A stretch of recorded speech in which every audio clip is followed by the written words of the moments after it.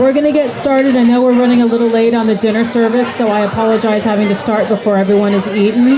But we want to try and get out of here at a decent time. Thank you, Michael. Oh, I can't remember what it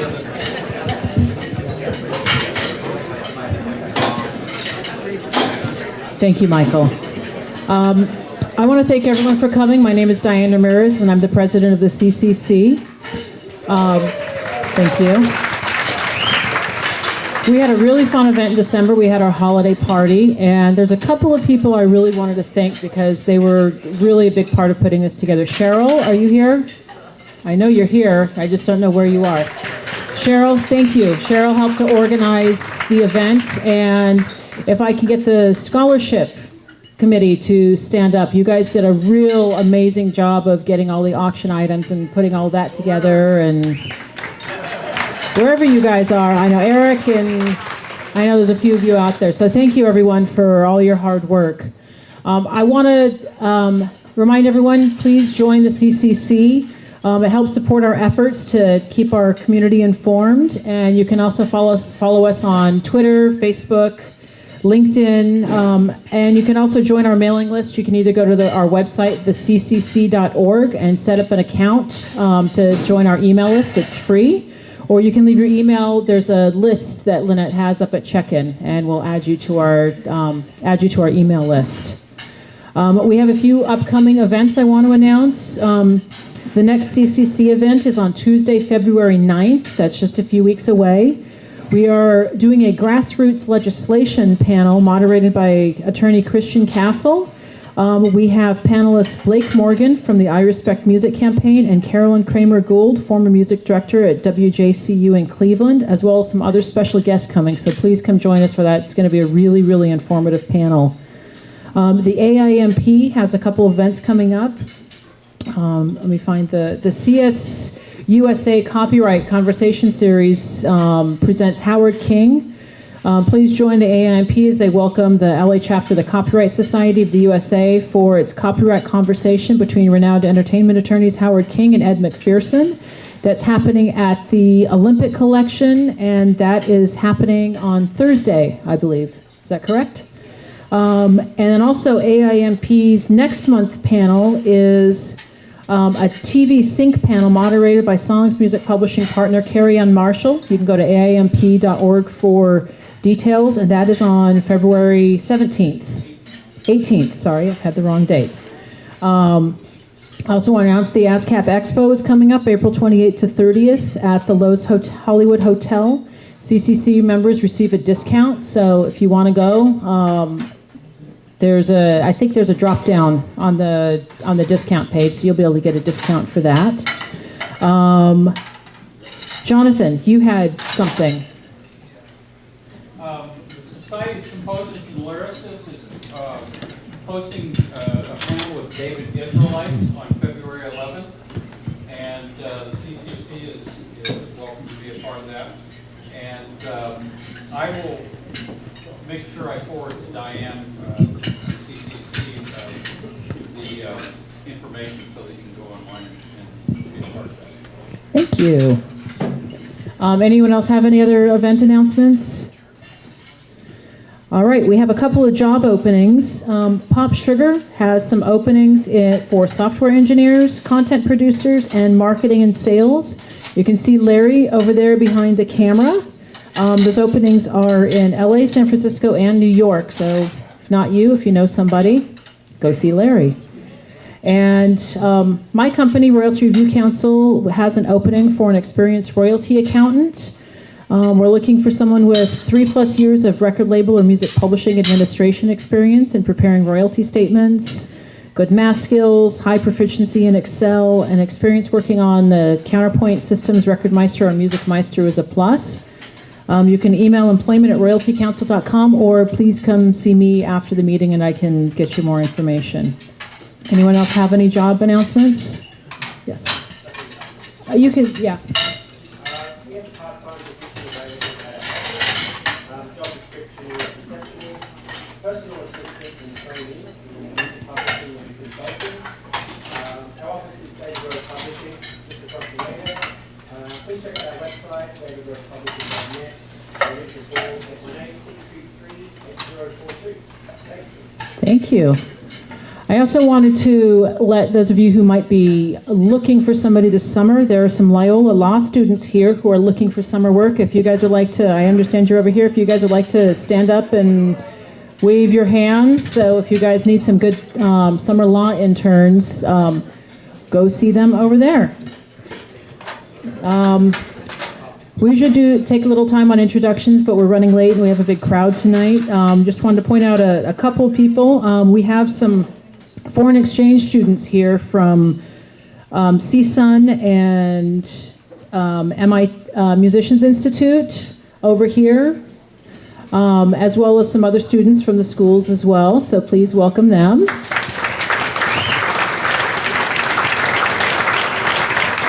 And if there's anyone else this is your first time, kind of stand up and wave your hand and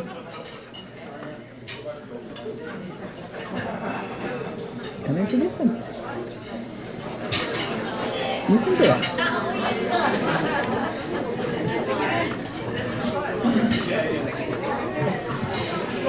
Thank you, everybody. I wanted to thank Think Tank for sponsoring our panel tonight. It's our first sponsor, so thank you to Think Tank.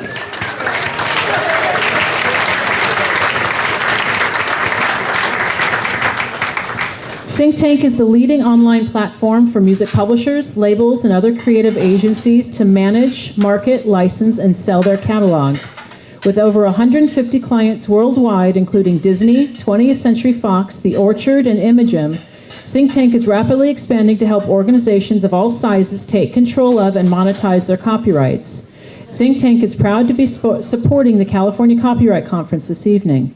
If you'd like to know more, Adam Bloom, who heads up the LA team, is here tonight and would be more than happy to answer any of your questions. I believe Adam is in the back. You want to stand up, Adam? So if you have any questions about Think Tank, please go see Adam, and thank you. So in the spirit of keeping everyone informed and being an educational organization, we always know there's a lot more going on in the world of copyright and things that affect us. And I've asked Steve Winograsky to come up and just do a real brief update on some of what's been happening in the Spotify class action lawsuit. So Steve?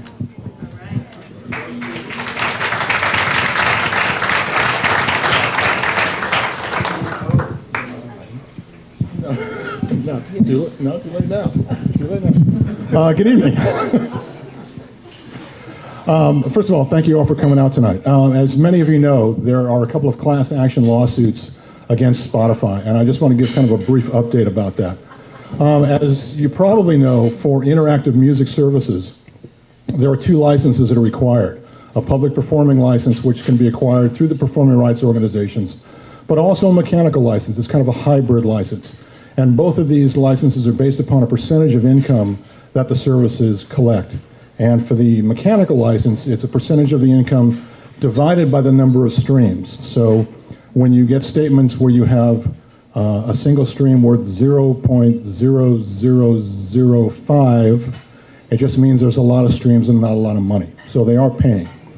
And basically there are three ways to obtain these mechanical licenses. One is the traditional way of the service contacting the publishers directly and entering into a direct licensing agreement with the publishers. The second is through a compulsory license provision of Section 115, where the service would file a notice of intention that they intend to avail themselves of the compulsory license.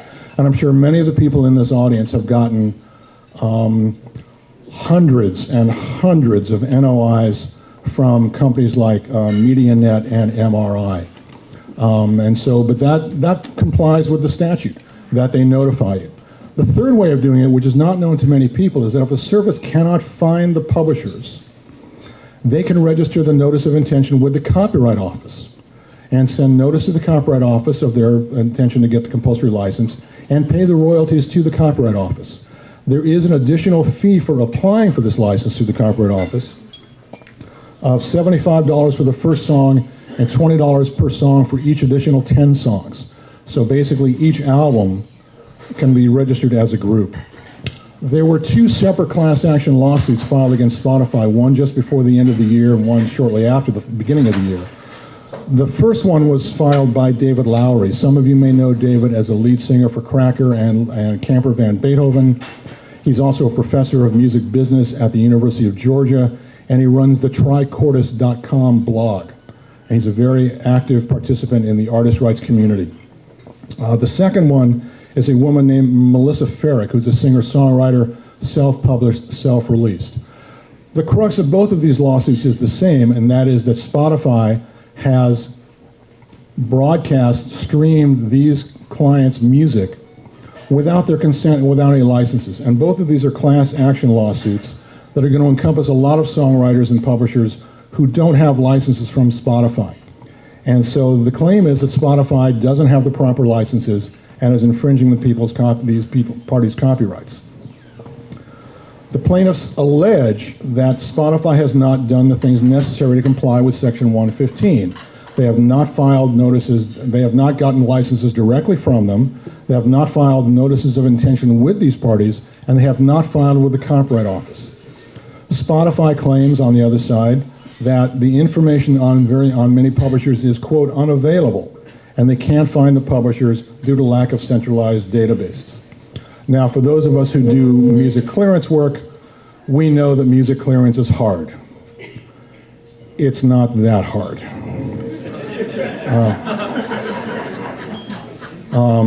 The PRO databases have a lot of this information available to them if somebody looks for it. I spent literally 15 seconds this afternoon and found contact issue for both Melissa Ferrick and David Lowery. Melissa happens to be administered by Randall Wixon, who most of us know. David Lowery is self-published through his business office.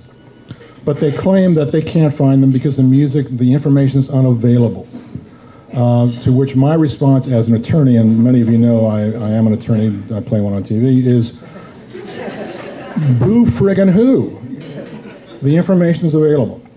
Now, Spotify has acknowledged that they are holding somewhere between $15 and $25 million in unpaid royalties. They know that they owe the money, they're holding it. At one point, they hired the Harry Fox agency to assist them in tracking down these publishers, which to me seemed a bit odd because Harry Fox represents publishers, not the users of the publisher's music. Which leads to the question, if Spotify is paying Harry Fox and Harry Fox finds one of their own publishers, is Harry Fox taking a commission from both sides? I hear that's called double dipping and not really a good thing. Spotify's also announced that they're in negotiations with the NMPA to settle the unpaid royalty issue. But of course, their position now is ask forgiveness, not permission, always the fallback. But also, what if the publishers are not members of the NMPA? If the NMPA settles, it's on behalf of their membership, and they will distribute the money to their clients. You still have people who are not members of the NMPA.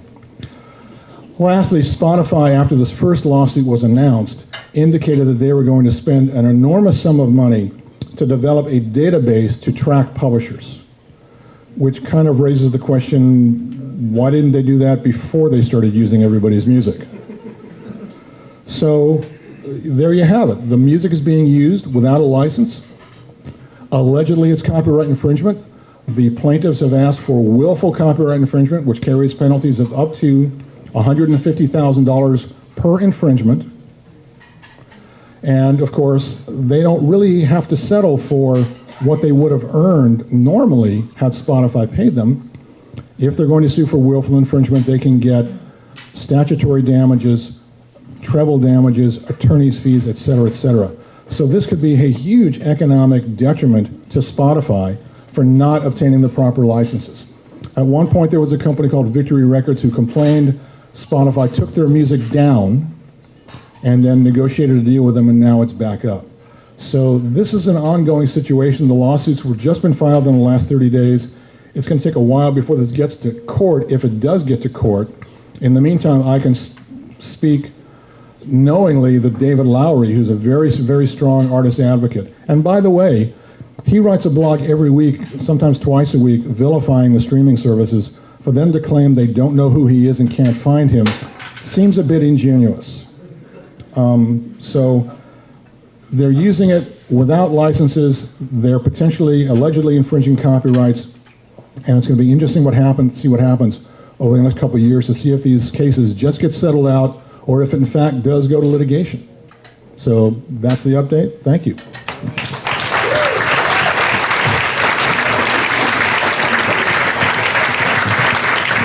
Thank you, Steve Winograski, our resident genius. I want to pass this over to Eric. I think it's going to be, I'm excited to hear what you guys are going to do tonight, so it's all yours. All right, you can now all switch on your microphones.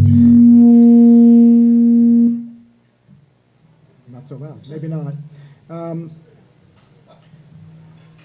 Okay. I'm Eric Poland. I'm Senior Vice President of Music Publishing at Universal Pictures. What we're going to do here tonight is try to simulate some of the discussions that happen among the key players in the process of creating film music, in the film music process.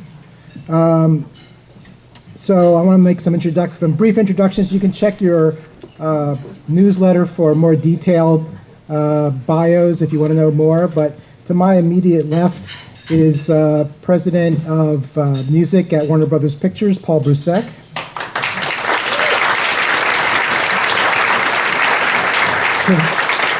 To his left is Music Supervisor, President of Go Music and KCRW DJ, Gary Calamar.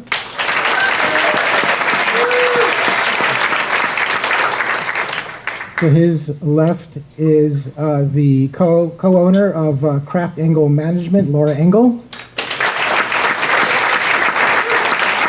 And to Laura's left is composer Joe Trapanese.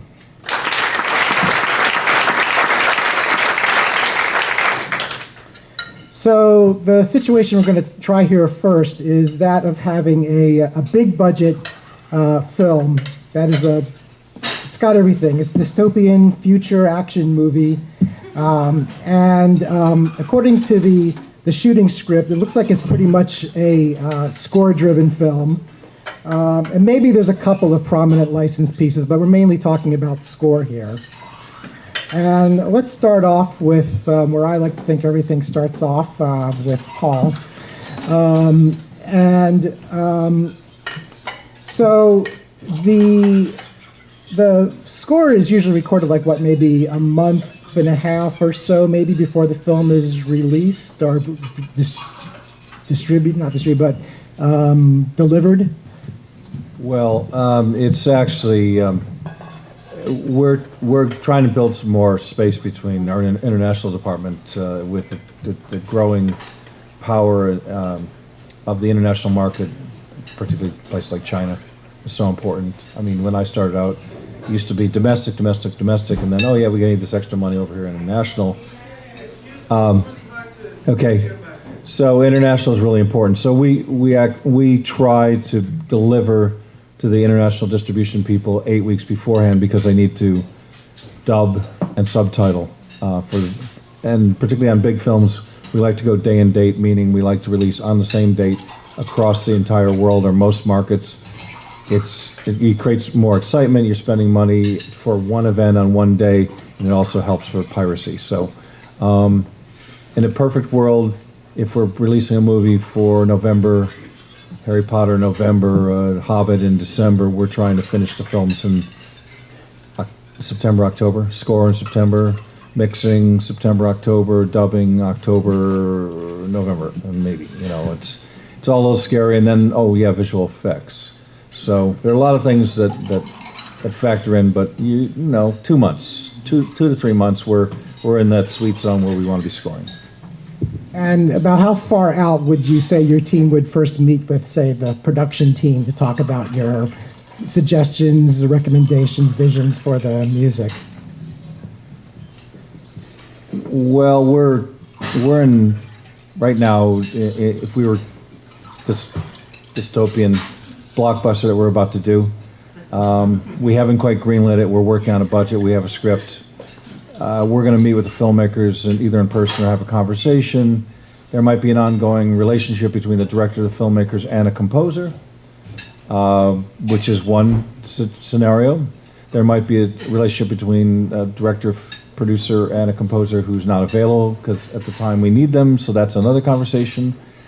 There might be, I work with this guy or this woman for several projects, and I'd like to make a change, or I think we need to go in a different direction, and that's another conversation. So I think one of the myths, Eric and I were talking about this at dinner, people look at me sometimes when I go to these events or the BMI or ASCAP dinners, and I sort of feel like those cartoons that I grew up with, particularly the Warner Brothers ones, where the wolf looks at the pig, and its his thought bubble is it's a roasted ham.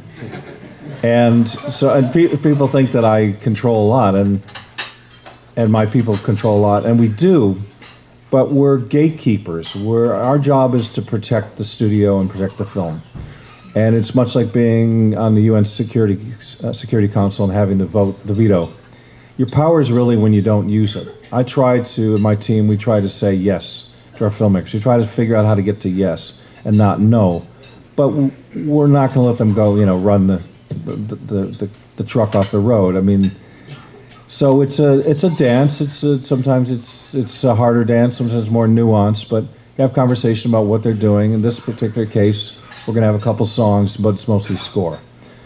And it's probably a big score. And if it has a lot of noise and a lot of action, that means we've got to compete. We've got to come with a big orchestra, because a medium-sized, small orchestra will just get eaten up by the sound design. So we're probably figuring we need at least an 80, 85-piece orchestra. If I said to Laura, I think we could do this with 70, she'll laugh at me. She said, I know, I talked to my client, and there's no way you can, it's got to be. I've worked with some of our clients, and we did 115 pieces on the floor of Abbey Road one day for Golden Compass, and I thought, it was with Alexander Desplat, who I absolutely love. And I looked at him, I said, I've never worked with this many musicians. Are you crazy?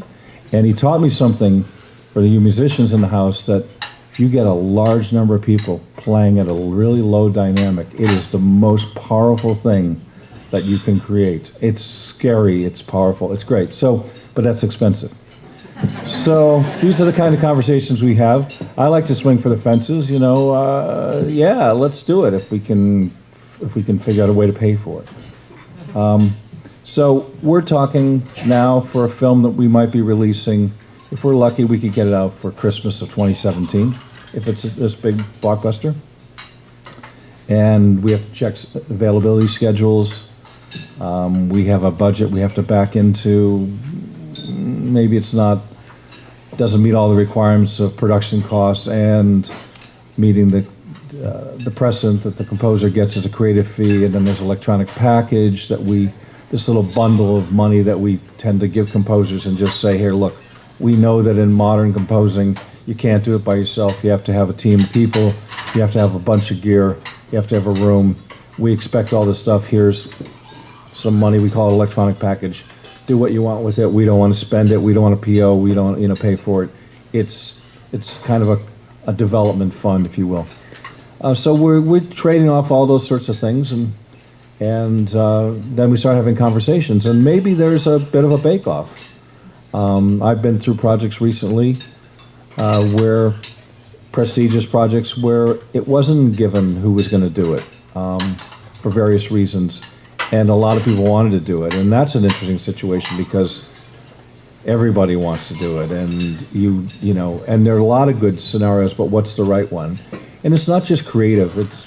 You have to know your filmmakers or get to know your filmmakers and think about creative fits, because it's a highly charged environment of being in the creative thing of making a film. I really love and respect film directors. It's a scary business because you're either a hero or a goat. You're either you make it work and you're fantastic, or you don't, and you might not get to make another film. I mean, seriously.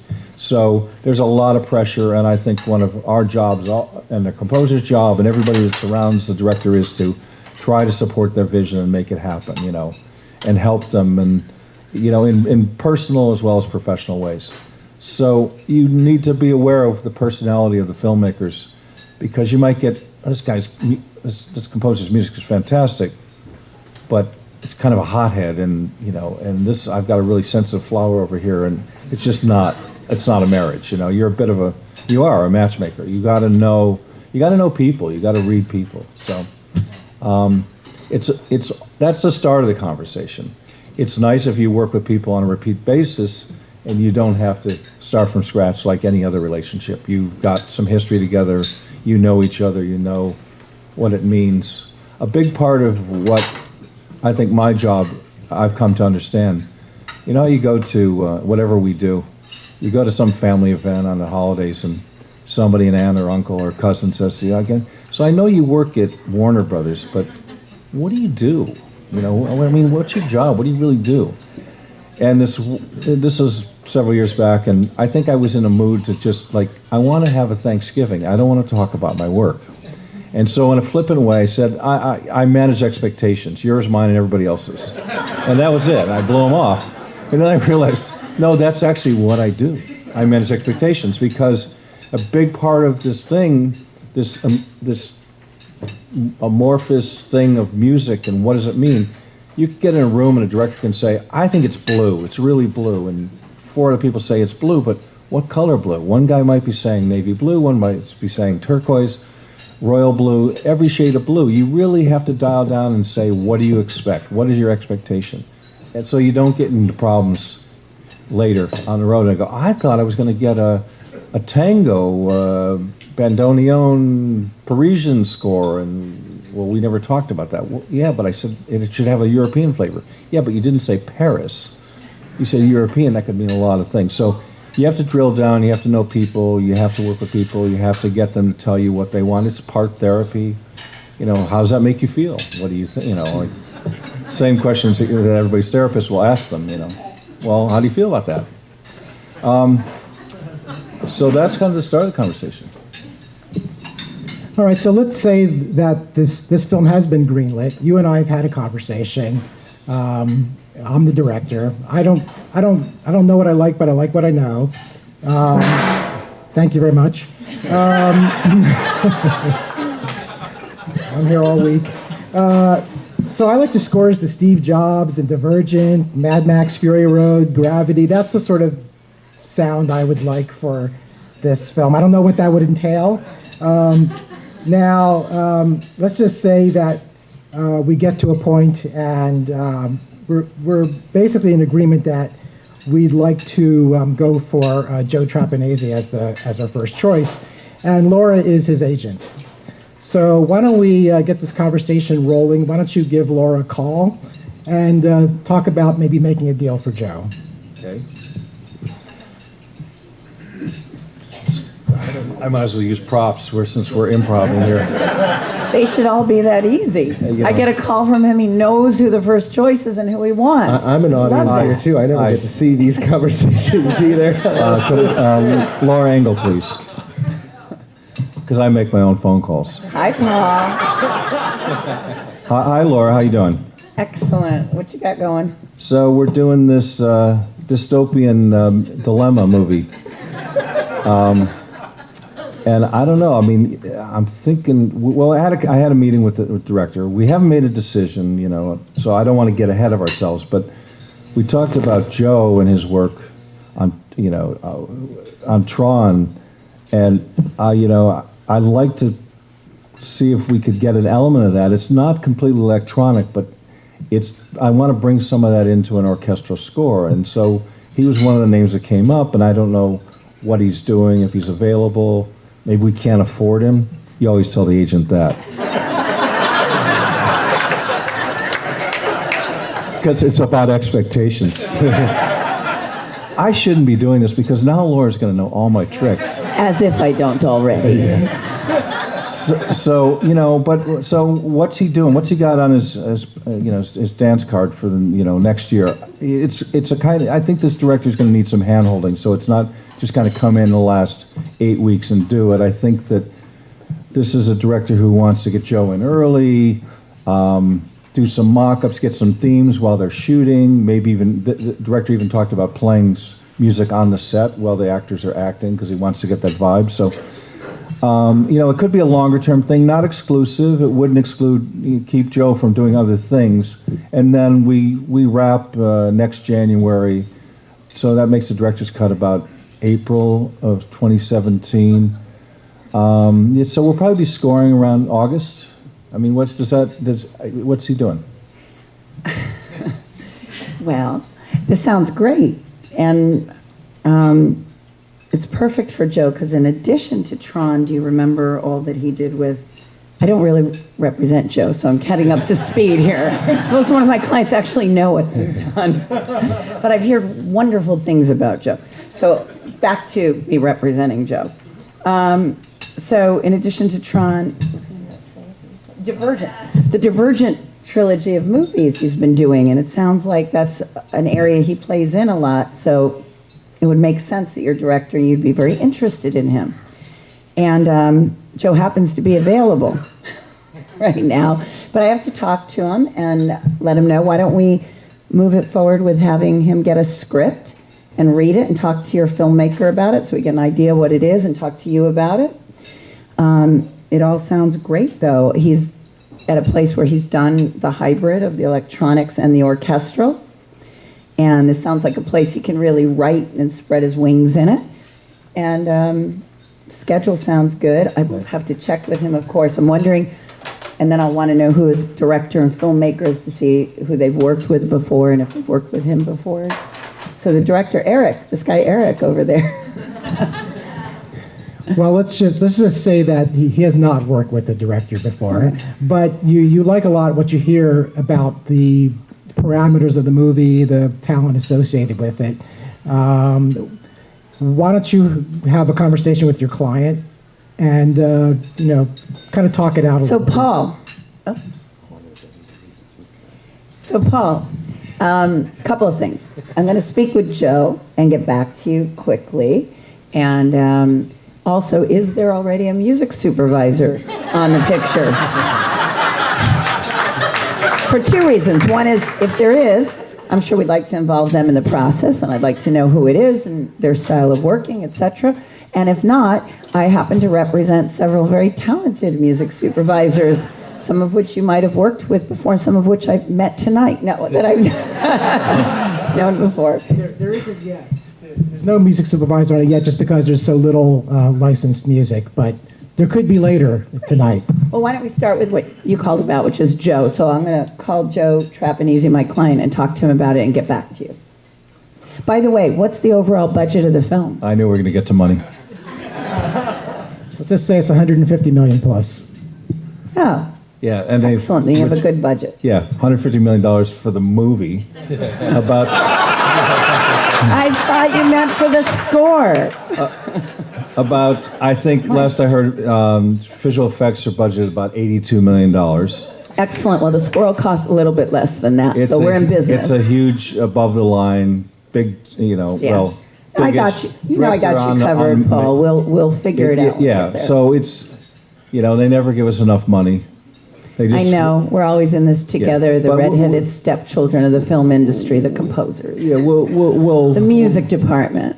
I'll have business affairs give you a ring, and we can pull some precedents so we can build a deal. So whether we're able to meet the president and get a bump, a raise, Oh, I know. or we do a package. A couple things Joe's going to be curious about. Can we record this AFM in Los Angeles, or does this have to record non-AFM overseas? It's being shot in North America. It's absolutely AFM and Fantastic. Los Angeles. That's So great. nobody has to travel. Great. Okay, I'll get back to you. Okay. Joe. Yes. So Joe, I have great news. I just got a call from Paul Brusek at Warner Brothers. They love you over there at Warner Brothers. And his filmmaker's making a dystopian action film. Sounds like there'll be a lot of room for great writing and for you to use all your strengths, electronic and orchestral. Sounds great. And so I want to check in with you a little bit about this, your feeling of if you're in a place where you want to be writing right now for these a big dystopian action tentpole blockbuster I think, for Warner Brothers. and now what kind of goes through my head here is, I usually, I kind of have this triangle, and I think you've all probably heard this at some point of, something like good people, good project, good money, So, if you have none of them, I'm probably going to say no. So if Laura We tells have me, all of them on this and one. it sounds like I've you've heard all good of them. things about the director, Eric, And so, and he really likes your music. And so I should go back to Paul, and I'll make as long as the I'm right available, deal. let's do it. I think I'm available. Great. excellent. So obviously you're doing a few other things because you're a successful, talented composer. And so the schedule is, it's a long schedule because there's such a huge post with so much visual effects that you'll have a lot of time with the unfinished film to write a score that they will need to change in the last 5 minutes to match the actual film that you're scoring. So we got a lot of time for you to do other stuff over these months in between. We'll get back to Paul. And Sounds like my current project. excellent. Excellent. Great. All right. I'm used to this. And Sounds it's good. recording AFM in LA. That's You awesome. get I to use love that. work with all your friends. Get to sleep in my bed. I don't have to fly across the ocean. So, Great. so your quote has been, you've been doing mostly smaller budget films, and your current quote is X amount. And this is a huge Warner Brothers picture, and they're going to want to go from your quote, not bit from there, but we'll have to build in some other things to make this right. You're the agent. You know what you're doing. I'll let you handle that. Okay, Such a good client. I love working with you, Joe. I always have. Excellent. Say, all right. So you don't have to give any hard numbers here. You can talk, Oh, whatever really what- abstracts. But do you want to try to close this deal with Yeah, Paul now? Just for a moment to talk about the times, on a full fee, big budget movie, normally you should have an expectation, whether it's managed or not, that you'll get the quote and possibly a raise, because the reason they're usually coming to the composer is they've just done something very successful as well. And often, they're starting at way below quotes these days. Well, we can't really match his quote because all the money went to visual effects or the actors or the things, and then you have to talk about back end on a big budget picture, and then it becomes, well, if it's a $150 million budget, and then you've got your marketing and promotion, you need to distribution fees, you want to start the first bonus on a first-time new dystopian picture, which sounds great, but it could also be, I'm not going to name names, such film, and then all of a sudden it's like, well, at 300 million, you can get your first bonus. So the conversation will be about just trying to receive their quote or raise, because in Joe's case, he's moving up to a big studio film, which benefits him, but also he's taking on a huger amount of responsibility, much more work than on a smaller film that he's done. So I would call Paul and say, so Paul, his quote has been X amount on these smaller films. And on your film, if Joe wasn't available, hi Paul, let's talk about Joe. He wants to do your movie. He's excited. He's heard all about Eric. He's read the script.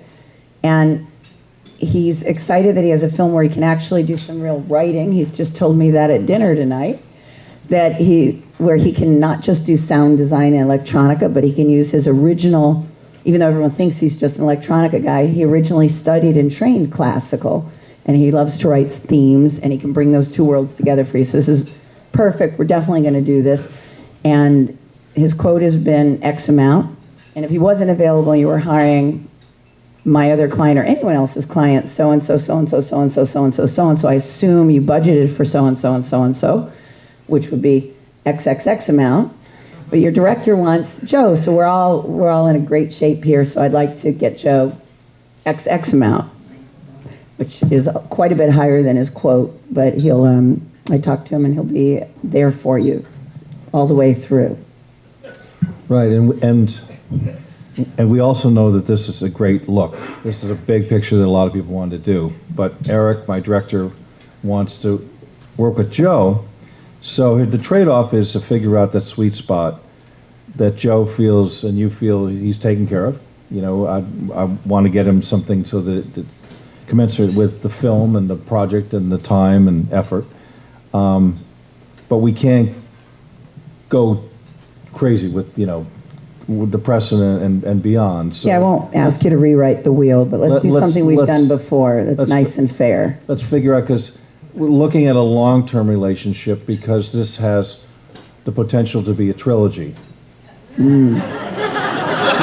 I love that. So here's what I'm thinking. We make this deal right now at this fee quote plus a little something else, and if it's in success, then we have a similar raise plus on the second one and a raise plus on the third one. Right. And then by the third one, we're at the fee that I would have liked to have gotten him on this one. Right. But we're all in this together, and that'll build his career. Absolutely, and we know if it's successful, it will generate wonderful performance income from around the world, and I mean, it's a win-win Great. for everybody. So So we'll do that deal. I'm happy to lay out some options so we don't have to come back, renegotiate. We've laid it all out, so success will just be easy for us going forward. I'll have to go check with Joe about, one other thing. Now that we have the fee worked out, so Joe, it's going to be a lot of sound design, electronic package is going to be a little higher than you were expecting. So we'll do the norm big one of the electronic package as opposed to the little one. Okay? This is the way it always goes. If I knew what that number were, but I'm assuming that Yeah. that you wouldn't ask for anything that was unreasonable. No, of course. Or excessive. Never. I wouldn't, because we'll be doing this for real probably tomorrow about something else, we hope. And I don't hold a grudge. Yeah. So there we have a fee worked out. We have options with the similar spike in fee and success. And we have a package for this one. And, because we're not getting that big, huge raise to the last one and the first one, maybe we can throw in just in huge success of the film, like ridiculous number of box office bonus, like if it does that 300 million or something, he gets to participate in a little additional success. You come up with the numbers that you think is fair. Yeah. And my philosophy about this is that I think I honestly can say I only made the mistake once of really getting a great deal that benefited the studio to the extent that the success of the film made me go, we've got to redo this deal, because I don't like to talk about the deal after we've done the deal. Yeah. It's because it's critical to And the we creative never want to, yeah. the creative process that you and Joe go away and we go away feeling like, great, everyone's been taken care of, now let's go to work. And go ahead. I was going to add that I hate being in that position where I'm like 75% down the way in a project. I'm getting screwed, and I have to call my agent and say, hey, I'm losing money. We need to talk to the studio, make sure. But we've all been in those situations where the expectations aren't there. I remember one film I got to. Oh yeah, it's going to be like 45 minutes of music. It's going to be like one string session, and you're going to be all set. And of course, like 2 hours of music later and like 90-piece orchestra later, I'm sitting there going, how did this work? So anyway, it's great that you brought that up. Like, you only want to do the deal once. You hopefully understand. Right. Yeah. And of course, on this one, we're talking about a fee deal. So any Exactly. expenses for the extra 90 strings or any of that they're paying for that. That's So great. you'll be okay there. So if the studio asks for last-second massive changes, They're paying for all the costs Excellent. except for your ulcer appointments. that's fine. Which Paul will probably send you to his masseuse or acupuncturist, because he's such a Exactly. good guy. Exactly. It's all good. And Sounds- truthfully, we, in the film music community right now at this level, at the Blockbuster Films, at Warner Brothers, and with our clients, we really are all in this together in that we're going to make another deal. I know that Paul's not looking to, I know they would have let me pay Joe this, but I can pay him less. So I just want to make sure I ask the right questions of, so what can you do on this one, and where can we take it that everyone's going to feel good about it in the end? And that's this type of negotiation, which is the ones I wish I was making every day. Okay, so let's say that now you and Paul, you've worked out a deal. Your client's good with it. Yeah. And so quickly, the understanding is, it's for anyone that's interested in the actual deal making. So we're making a fee deal. Uh-oh, he's saying when Laura says quickly, it isn't. Is that what you just said, Paul? No. We've been on the phone many hours and many times. So it's a fee deal, so it's a straight up, they're paying a fee. We already know what the pay schedules are. We've done it so many times. It's a standard Warner Brothers form. I know what they are. The expenses are all going to be budgeted with consultation with the composer and the director. They're going to figure out, do they need a 90-piece or 115-piece orchestra, an 80-piece? And then Paul's going to be the voice of, this is what we can and can't do, and all of that will get worked out. And that's, credit is standard, music by the composer, and record royalties are pretty standard. They range between this amount and this amount, and your clients have precedent of what they usually get. And on this one, I might even say to Paul, so his precedent has been a low one. He's been getting like 7 and 4 because that's all he's been getting. And I know you guys always pay 8 and 4, and then you pay the big ones, maybe 9 and 4 or something. So I might ask, so on this one, so I have a good quote from going forward, and if it's no skin off your back, can we do the 8 and 4 and get another point there? And those are all the things that we would talk about and negotiate. And so we've done that, and then the lawyer's going to send me an agreement to review. Well, not so fast now. We've left our filmmaker out of this equation. We've made the deal, but we're not closed the deal because Joe needs to talk to Eric. And I'm happy to talk to Joe if he has any questions, but I prefer that he gets together with Eric and sits down and they really talk it through. Absolutely. So I knew it was going too fast and easy. Yeah. So they can, and then probably after that, then Joe and I should have a meeting or come by and have coffee at my office, and we can talk about any, questions that come out of that. So why don't we get Joe and Eric together? Oh, excellent. Is that okay? We should have them meet in person if we can. Yeah. I think it's better they get together. Maybe even you haven't shot yet, so Joe will just read the script, and then they can have a talk about the music for the film, and he can figure out your director's vision and what Joe can bring to it. So these guys have their meeting. Okay. Hi, Joe. Hi, Eric. So nice to meet you. Nice to meet you too. So there's definitely some films. I'm not a big score guy. I don't know, who's who out there. There's some scores that have really impressed me out there, and I like to sort of see if we can encompass some of that for our film. I like your work on Divergent. I think Oblivion is brilliant. But Mad Max Fury Road, Gravity, I like those as well. Steve Jobs, something like that. I don't know if there's any way to encompass any of those or all of them into my film. Absolutely. Those are all great colleagues of mine, and I really enjoy their work too. So I think that that it's safe to say that we're going to make a score that's of the contemporary nature of the movies that you like. Especially considering the script I just read, which I really enjoyed. I noticed that, I'm going to make this up off the back of my head. Like, in Act 3, there's this really long scene that I think could be done in a very similar way to maybe what you liked in Mad Max in the third act, that one scene that stretched for 20 minutes long. Maybe we'll have this 20-minute piece of music that can help connect all these different scenes together into one continuous flow. That sounds great. Awesome. And then I would call Joe. Oh, are you done with? And I would call Joe and say, so how'd it go with the director? Oh, director is great. I really hope I get to work with him. Excellent. Any specific anecdotes from the conversation that you want to share with me? It's going to be a really big orchestra. I'm a little nervous because I'm not sure what our budget is like, if Warner is going to be behind it, but I think we're going to be at least 90 pieces probably on the Sony stage for a good 4 days at least. But I think that's going to deliver what this film needs. I think the director is going to be very happy with that. Excellent. So then I called Paul. Paul, my guy loves your director and your film. And he thought it was a great meeting.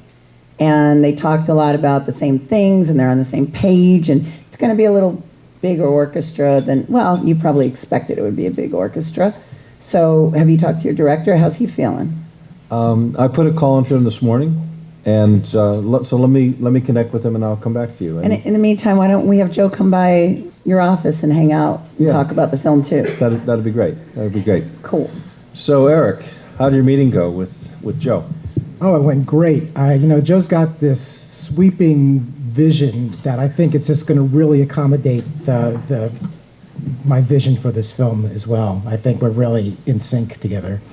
Did you, how specific were you about, what his approach is going to be? Is it going to be all orchestral? Is it,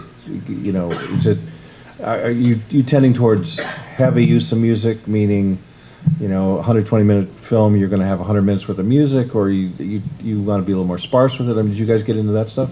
Oh, it's wall-to-wall music. So 120 minutes and there'll be 127 minutes of music. Yeah, I've seen those cue sheets. Most directors actually say, no, we don't need much music at all, and then it becomes wall-to-wall music. So I appreciate the honesty. Well, Eric's a very honest director. I like that about him. So okay, all right. So big orchestra, wall. Yeah. I mean, a lot of. I think the term was soundscaping or something like that. A lot of electronics involved. I mean, just sounds great to me. Okay. Yeah, great. Let me connect. I'm going to have Joe come by. We're going to have a chat about it. So I see if I can, figure out how he thinks he can accomplish this. What resources? How big an orchestra? How many days? All that kind of stuff. Okay, so. Yeah. All right. So, Joe. Hey, Paul. So nice to be in your lovely office again. Yeah, thanks. Hasn't changed much since the last time you were here. I think I got a new pillow. So I understand you had a great meeting with Eric. Yeah, he's great. I really hope Yeah. we get to work together. And you sold him a bill of goods. He wants to go full Monty most of the time. So thanks a lot for that. Now we have to figure out how to pay for it. That's your problem, not mine. I'm kidding. I would never say that. I would never say that. I need to talk to you about your meeting with Paul the other day. No, I would never say that. Well, for me, Paul, it's just very important that I deliver Eric's vision for this film, and his vision is really inspiring to me. So I think it was really clear in our meeting that he wants a big orchestra for most of the score, even though there's going to be quite a bit of electronics. It's going to be supported by an orchestra throughout. So unfortunately, I know, we're a little, even though it's a big movie, most of that is going to visual effects. And so I know that you guys are strapped for cash, but I hope, if we start to plan now, we could figure out how we could do this and achieve the director's vision. Another idea that I had, and I haven't really gotten into this with Eric yet, but I think Gary Calamar is going to come on as our music supervisor. Oh, it's great. Gary and I work together on Dexter. He's fantastic. Because awesome. It sounds like way too much work for me.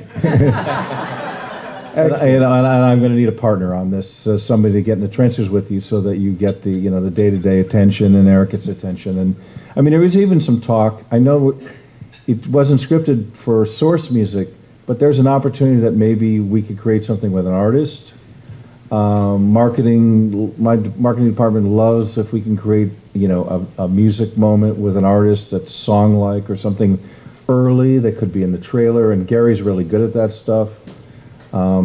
So I would love you to, I know Laura represents him as well. I don't know if you've ever worked with Gary before, but I'd like you guys to maybe just powwow, and I'll hip Eric to the fact that, I brought this up. It's not a given that we're going to do it, but we might as well start talking about ideas and get creative and, think big. We can always shrink it down, but, what voice would be good for this? Maybe incorporate in the score as vocalese, or a song comes out of it. There could be something cool we could do here that would be special. So. I love that idea, and I love that we're starting early so we could start to plan ahead and have something for you guys to work with marketing. I like this. Sounds great. Why don't you ask Laura to put you together with Gary? Great. Laura? Paul, what a great idea, Gary and Joe. Did you know that they actually played on camera together in a band in one of the episodes of Dexter? So they really know each other. They did. I just learned that at dinner, too. We were in Dexter's wedding band. They were in Dexter's wedding band. So how cool. And so I'll get Gary and Joe together to talk about it, and then we'll get you and Gary to talk about it. Yeah, and I want to make sure I get Eric in this loop. So let's not get too far down the road, but we might as well get them to talking. Excellent. Before you start shooting, your director, maybe there's time they can all sit together and brainstorm on some ideas. You should go over to Joe's studio and check it out, where he'll be working with him in post and get a feel for it, if he's got time. Yeah. Hey, Gary, so nice to have you at my studio. Very nice to see you again, Joe. So yeah, this movie looks really cool. I hope we can work together on it. Yeah, same here. And I'm really excited by the female protagonist. Maybe we could find a female artist who could kind of match the attitude of this character. What do you think? Absolutely not. I think a male out.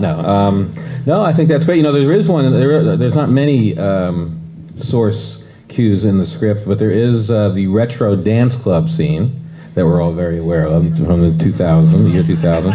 So I pulled out some music, you know, from that period, Daft Punk and Pink and Dirty Vegas and some things like that, and I thought maybe we can somehow, you know, integrate that kind of sound into your score if you think it's That's apropos. awesome. I'll you know, I worked with Daft Punk a while ago, so I'll email them. I'll see if they're interested. But maybe in the meantime, you could check with Pink, see if she might be down with coming to the studio. And maybe we could do something like Paul is suggesting of kind of, you know, create something new that could integrate some of the retro sound and some of your work and get, you know, Daft Punk and Pink to collaborate, perhaps. Something really in sync with the score, and you know, the song just kind of comes out of the score. I love this idea. Great. So yeah, let's pitch that to Paul and Eric and see if we can make this work. So Eric, just so you're up to speed, I had a great follow-up meeting with Joe. Came over to my office. We talked about some ideas, the logistic stuff, size of orchestra, number of minutes, how we might do this, but also just spitballing ideas. I recommend, and I want him to get a lot of support on a day-to-day basis. And I've got 4 other big ones, so I always like to make sure that we build a team. I recommended he meet with Gary Calamar, who's a great music supervisor, and also based on reading the script. I know we only had a couple spots that seemed to be apparent in the script, but wondered if you were open to the idea of even a conversation early of creating something with an artist that could be part of the score. Perhaps we can create a song out of it. Perhaps it can be a marketing piece for that first teaser trailer that's really powerful and dramatic and gives voice to the female protagonist. And so, I mean, what do you think about that? Are we getting ahead of ourselves, or is that something you're interested in? Well, it's taking kind of a different creative turn in this picture now, and I'm really kind of thinking about scaling back from a score-driven film and really using more, 90s, late 90s, early 2000s music, and somebody put in like a temp for me of Beyonce's "Crazy in Love," and I'm really, really down with that. And if Gary can get me that, for what's left in our budget and still have the money for orchestra, that'd be great. What do you think?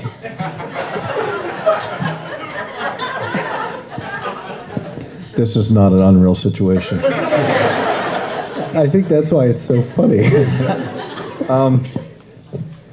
Well, we should explore everything. I mean, it's early enough that we can, cast our net wide here and see if that would work out. I think we, in order to stay within our budget, and we're going to retool a bit, we should probably get, if Laura's cool with it, while we're figuring this out, we should probably get together at least with Gary and you and me.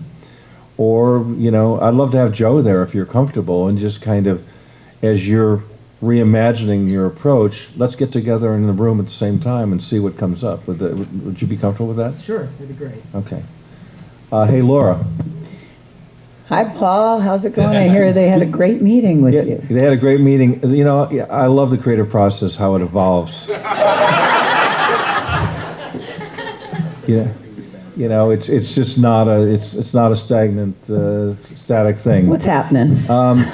Well, Eric seems to have, evolved his idea, and maybe he wants to scale it down a little bit. Maybe it's not as big a thing, but Gary might actually be playing a bigger role than we imagine and could help Joe. I don't know, probably the picture editor's assistant dropped in Beyonce's "Crazy in Love," and, it's stuck, and you know how temp dubs are. And people just get, that's perfect.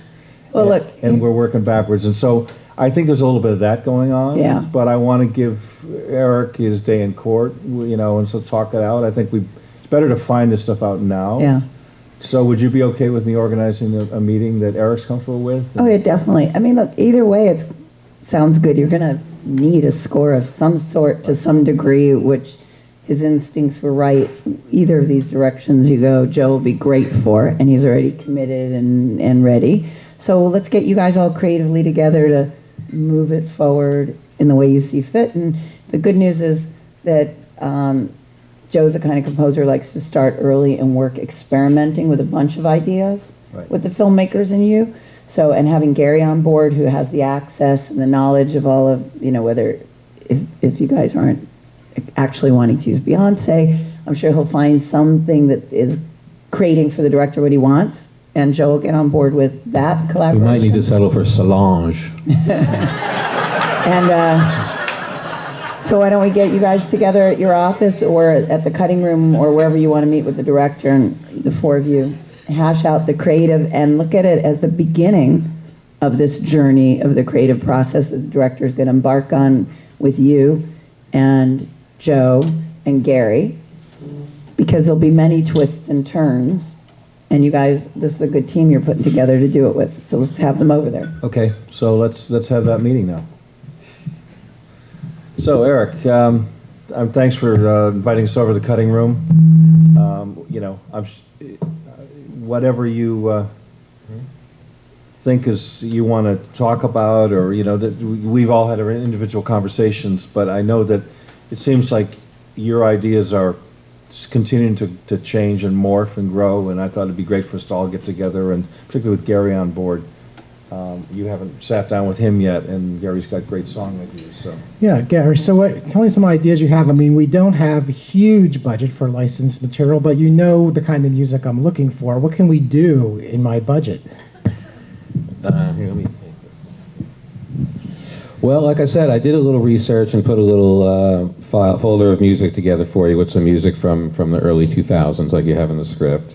And I think we can get something going with artists like Daft Punk or Pink or Basement Jaxx or people like that, and kind of give you that 2000 retro sound, but also bring it up to date. And I also think that Joe could add a lot to this whole process, because he could really kind of modernize this stuff and just kind of put a thread through the whole film of this music and the score and make it really great. That sounds really good. Could you guys talk a little more about how you would do that? Yeah. Can we get the stems for any of these songs, Gary? Or all right, yeah, okay. Well, the stems. So maybe that's something me and my music editor can play with to the scene. My music editor can cut the stems up to the scene, take the vocal in and out depending on the situation, and then I could overlay some orchestral ideas into that, growing out of the score. Maybe let's pick. Eric, is there a scene maybe that you want us to experiment with? Maybe how about that scene in Act 2 where she's jumping from car to car? How about that one? Sure, that sounds great. Excellent. Perfect for Pink. And I could start reaching out to some of these artists just to see their availability, maybe send them the script and just see if it would be something they'd like to get involved with. And I said you already have a relationship with some of these artists. So, I'm very optimistic that we can pull some of this together. Okay, great. That sounds great. hey, thanks guys for coming in. I thought lunch was going to be served. So Paul, hi. Excuse me one second. I need to have a conversation with Eric. Oh, So Eric, actually, I mean, if this works out that you're moving towards a more song hybrids type score, and Joe's a really good guy to do this with Gary on board, we actually may have more money to move from score production. We may not need those 8 sessions of an 90-piece orchestra. We may, let me have my team rework the budget and take a look at a couple different ways. We might have more money to license and bring artists in, but let's not, commit to anything so you have the freedom to change your mind. That sounds great. Okay. All right. Laura. hi Paul. So I Hi. hear it's going great. Fill me in a little.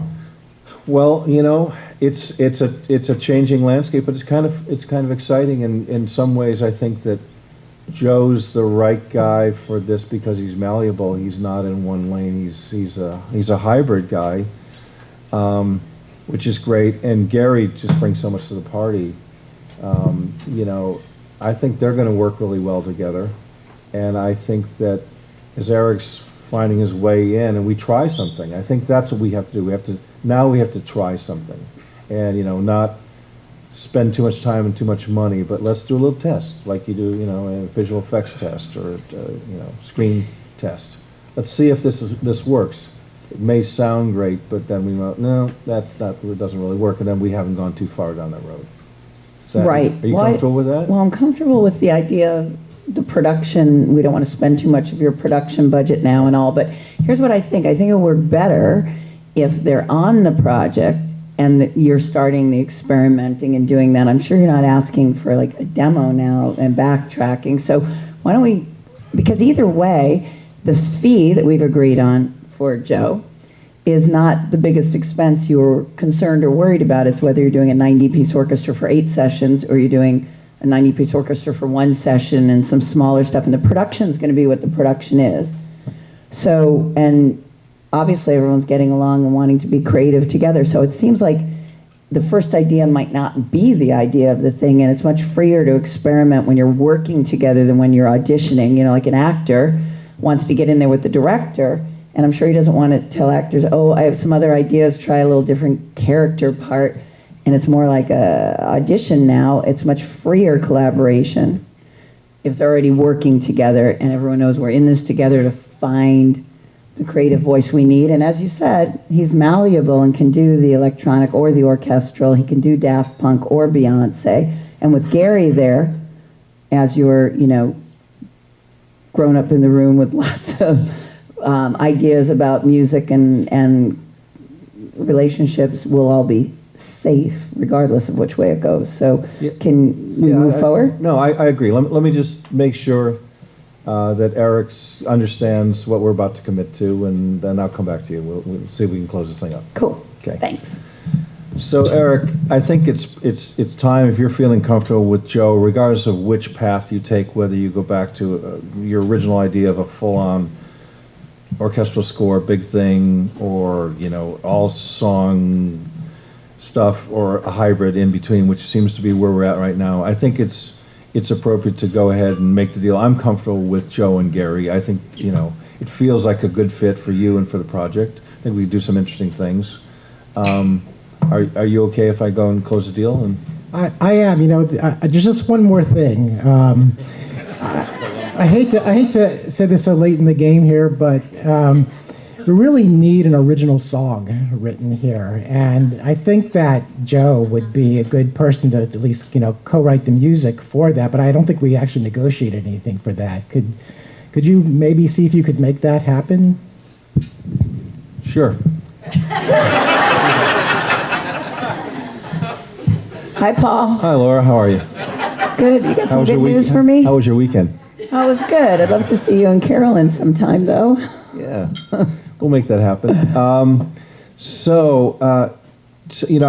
had a really good conversation with Eric. I think we're really close to being able to close this thing up, but a new thing popped up, and I want to make sure that we addressed it so that it's easier now than down the road.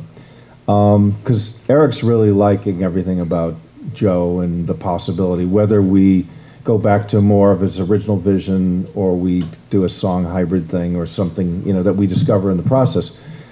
But he mentioned to me the idea of an original song. And I know Joe has collaborated, and I imagine that he's even more talented as a songwriter than I'm even aware. So we should probably talk about that part of the deal, because I'm sure that you're not just going to let him write a song with somebody for free as part of his composing deal. Let me just, of course, we've done this so many times. So that's- your normal deal says you hired him to score it, and songwriting's excluded to be negotiated in good faith, should we? So it depends on, how many versions. We'll figure it out. It's not a problem. I just am curious now, just want to make sure that I'm hearing you right. And I appreciate it. You talked to your director and you've managed that situation. We don't need to demo anything. He's ready to move forward. Correct. Cool. Correct. Great. I knew you would handle that. Thank you. So, as far as the song goes, Joe. Have you written songs?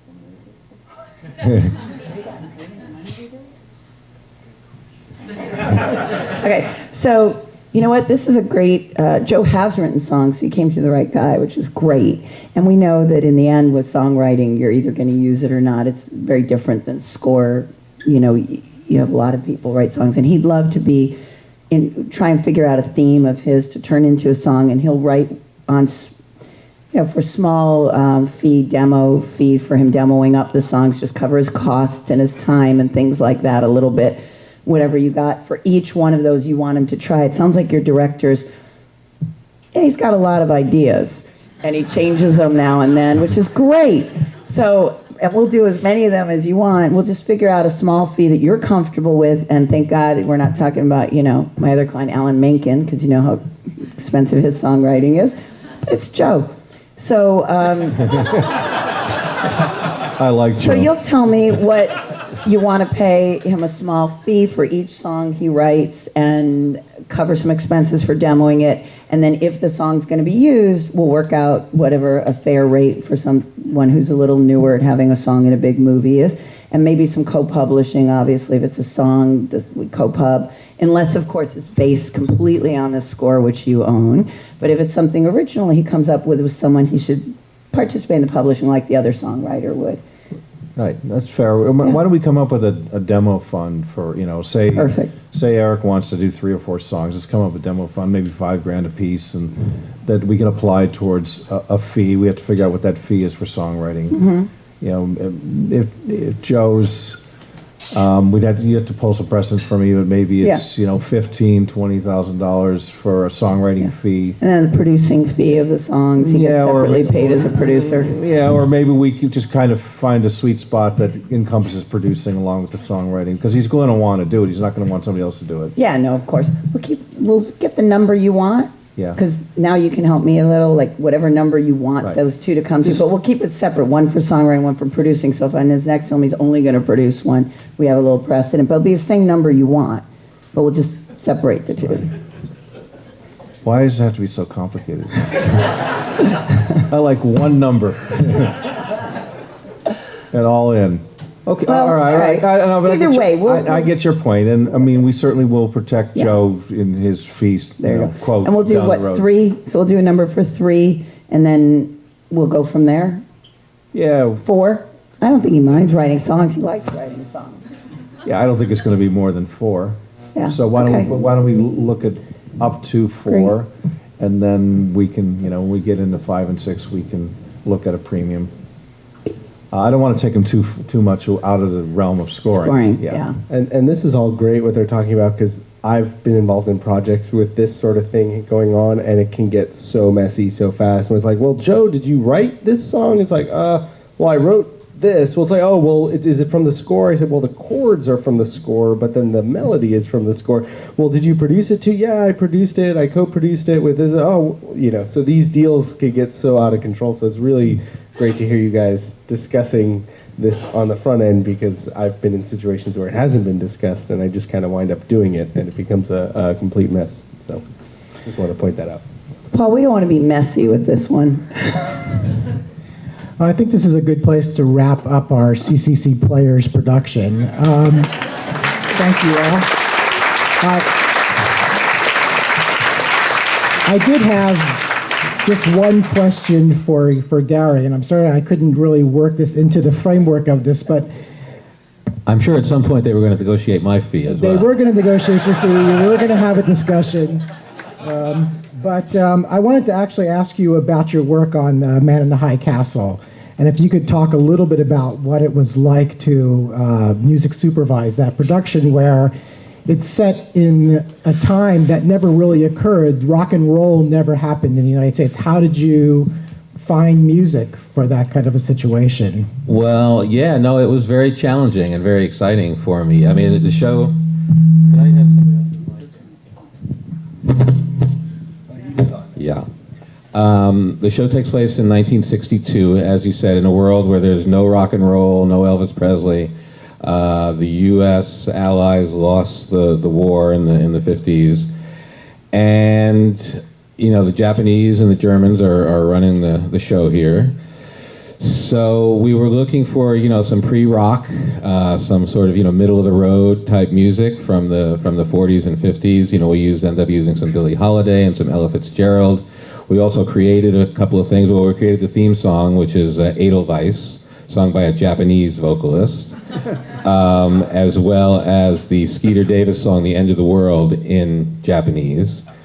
And we used the song that probably a lot of you know, Sukiyaki, from Kiai Sakamoto, which came out right around that time. So yeah, every music, cue was totally scrutinized by, all the producers and the writers. Would this have happened in this world, or could this have happened in this world? And we've made up this world. We can do whatever we want.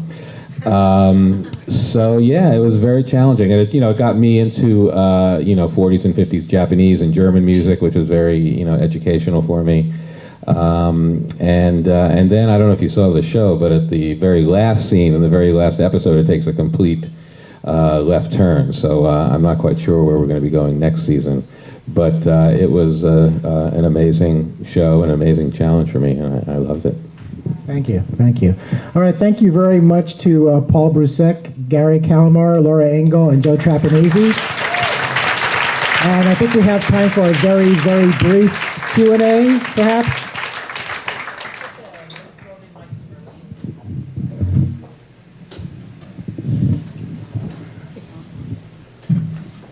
Questions, please. Hi. Do sometimes third parties, like producers who come with opinions, who are involved in the production, Oh, yeah, we've been how do you manage that? This director had enough opinions of his own. I usually talk directly to the producers as well, usually as Paul, and then I count on Paul to kind of manage what they're doing and let me know what's going on. On the mic. Yeah, and the producer, there's all kinds of relationships between a director and a producer, or producers. Sometimes they're long-standing relationships, producing partner for a director, and that's easy, and the producer oftentimes speaks for the director and clearly. And then there's times where there's sort of a arranged relationship for a one-off project, and they've never worked together before. And they're getting to know each other while you're getting to know each of them, and how they're going to, play into it. And if the producer feels confident in the director's, instincts on the music front, it's easier. If they don't and they're second guessing it, it can be more tricky. And you're trying to support your director, and so it's like life itself. It's people. You have to kind of read it and have more conversations instead of just with the director. You're having conversations with producer A and producer B, and getting them together in the same room at the same time or on a conference call, so that conversations are happening at the same time with the people that are involved. Yeah, good question. We just didn't have a producer up here, so we left him out, but he's never left out, or she is never left out. For me too, I always have to consider what the producer's involvement is going to be, and I've been in situations where the producers don't show up. They're cool. They've heard the music in the Avid or something. They have nothing to add, which is great. I've been in situations where the producers show up to every meeting, and I wind up creating alternate versions of cues for producers, which kind of gets really sticky because I'm trying to protect the relationship between me and the director, so that the director really has I'm trying to fulfill the director's creative vision, but there have been instances where the producers kind of get their fingers in. So, you just have to tread lightly and just kind of figure out the political landscape that you're getting into, so that, you could try to emerge with as little blood on your hands as possible. Hello, I wonder if Laura and Paul could convert some of the X and X Plus placeholders into some real dollar ranges that applies to several tiers of composers and several tiers of feature film budgets.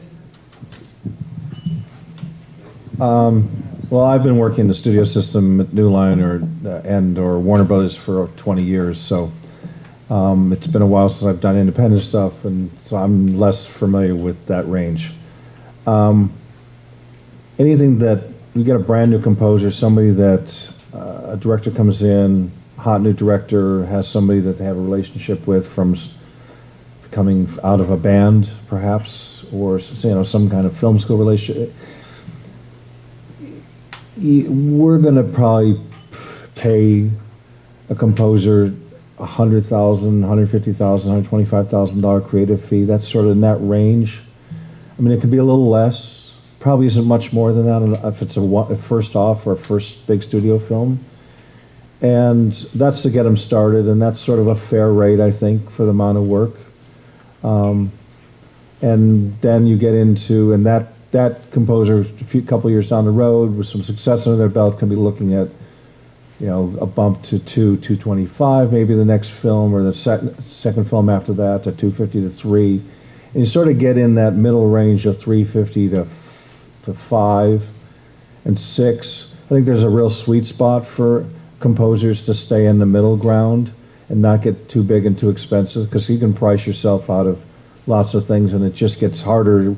So then honestly, we're horse trading to try and make the deal, whereas there's a sweet spot in a composer's career if you hit it where you can stay in that 400, 425 to 550, 650 range and do a lot of really great work and a lot of damage, in a good way, because you're still affordable.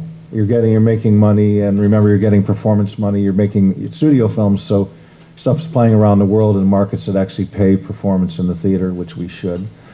And it's kind of the range, and then you get into so that's sort of the C's and B's, and then you get in the A range, starts $750,000. You're starting to move in that B plus, A minus range. You start to kiss $1 million and beyond, and then it's you're looking at a certain range of films that you can do, or the studios can afford to hire you for. You make it work. So, that helps? Yeah. Laura, would you agree? Yes. Numbers were a little low there, starting someone in a studio film of 150. I always If you've was never like, done a studio film 250. before, Well, never. Yeah, I don't know. It's a little low, but yeah, I mean, real, Right. pretty real. And I guess I don't have work with many people who've never done one, so I'm usually translating someone from thing to thing. But yeah, the mid range, and it also depends on the budgets of the film, who they're hiring, but there's a big range, as you said, from 150 to the top composers getting 1.6. maybe a way to get at this is that when I was at New Line in the late 90s until about 2004, in fact, almost the last film that I did, New Line had a fine line, had an art house brand, and I was really sad when that went away. One of the last ones I did was with Alexandre Desplat, and hired Alexandre for his first U.S. studio We film. did that deal Birth. together. It was exactly like Tonight. Yeah. And I missed that. I missed the art house thing, it being in the studio, because you get to work with a lot of new composers. You got to take some chances. Because then it's not about money, it's about opportunity. It's funny when there's less money, there's, let your obstacle be your opportunity, let your limitation be your liberation. And it goes, and then people are actually really appreciative and really excited about what you're doing, as opposed to, I paid you a lot of money, give me more music. Damn it, like I hired you. Whereas I'm collaborating with you, it's not about the money. And you can, New Line has got a little thing that we're doing. We're calling them micro budgets. We're getting back into the horror film business. Conjuring was very successful, and Annabelle's spinning off of that, and now we're making Conjuring 2. They started out as like $5, $6, $7 million films in 2012, 2013, and very successful for the return on the investment. And we're getting to do some exciting things. And Erin Scully, my colleague at New Line, I'm a little jealous because she's working with some composers that don't really fit into my business model on the bigger Warner Brothers stuff. But we feel like we're identifying and nurturing some new talent that are going to be those B-level composers in a few years, and they're going to do some great work. Yeah. We have time for maybe just one more question. Hope this is a good one. Well, first off, thanks for everyone for participating. This was extremely informative, I think, for everyone here. So my question is there are probably a lot of lawyers in the audience, and lawyers weren't really part of this negotiation. I'm sure it varies depending on who the agent is and how the negotiations unfold, but I'm curious what the role of lawyers is. Is it mostly kind of getting the language right after the agent and the head of the music division have negotiated all the points? So kind of what's the context there? Thanks. Well, I can't speak for at the studio, but normally I'll negotiate with the head of music or the music executive on it, and then they'll turn it over to the lawyer to do some of the finer stuff and like the deeper, if we're getting into back and forth with box office bonuses and specifics and details, or they'll just have the lawyer at their paper. But on my end, I negotiate the deal and I then confirm all the deal terms and I send that, and then I wait to get the deal memo or the contract from the studio, and I send my deal terms to my client's attorney saying, hey, here's the deal I closed with Paul Brusek and whomever the lawyer that I was talking to there was, and here's the deal terms I did, and here's the deal they sent. And then from there, the lawyer will take it and go back and forth on those terms, if any of them are different, and the other things that we don't negotiate that are in contracts, like, what we don't really talk about or negotiate the admin fees that they can take off before mechanicals are paid and things like that. And the lawyer might say, oh no, you can only take on foreign admin, nothing on domestic or vice versa. And they'll do some of those finer points. If the recoupment's different at Warner Brothers, then I'll run this deal for some reason. But a lot of the studios, we kind of have the form, we do it a lot.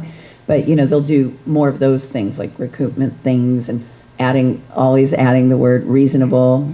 Composer has to deliver on the schedule provided by the producer, the reasonable, so, I know if I can't have a lawyer on a tiny independent deal because client can't afford it, I channel my father, who a lot of you know, Don Engel. Yay, my dad. And I just write reasonable in a lot of places. And then we argue about what is reasonable. No, we just put it in there and then never ever talk about it again. I've never had a conversation after the fact. Yeah, I think Reasonable. just to echo what Laura said, I've tried to offload some deals to my legal people, and I always end up having to get back involved. So I tend to close the deals, or my executives close the deals with the agents. And as Laura said, then it becomes the deal memo, and we kick that over to our folks to take care of. And there's always new language that happens.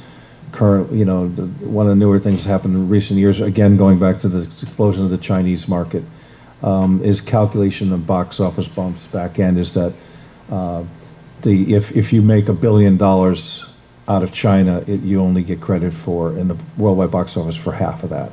I don't know why that is. It hasn't been explained to me, but it's part of the new template.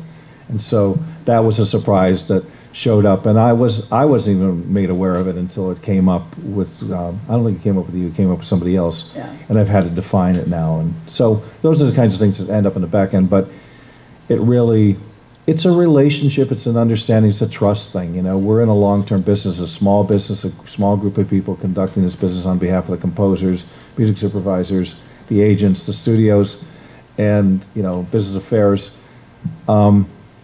Your word really is your reputation and how you treat people and how you make deals and all that stuff. So there's a lot at stake on every deal, and consistency and fairness that I think that amazingly exists in our business.